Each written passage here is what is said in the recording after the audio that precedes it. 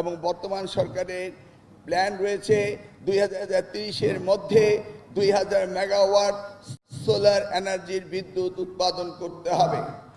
এতে যেমনিভাবে আমরা সাশ্রয় পাবো, তেমনিভাবে আমাদের পরনির্ভরশীলতা কমে যাবে। এবার দেখেছো তো, তেল ক্রাইসিস হয়েছে, যুদ্ধ লেগেছে মিডল ইস্টে, আমাদের এখানে তেলের অভাব পড়েছে।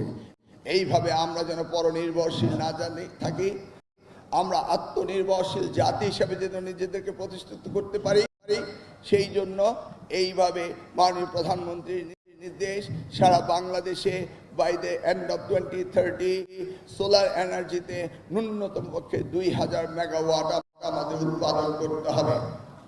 ওপেক্স পদ্ধতিতে এই যাত্রা শুরু হয়েছে তোমাদের মডেল স্কুল থেকে, এবং সারা বাংলাদেশের প্রত্যেকটি স্কুল কলেজে আমরা সোলার এনার্জি দিয়ে কাজ করব এবং পরনির্ভরশীলতা আমরা কমাবো।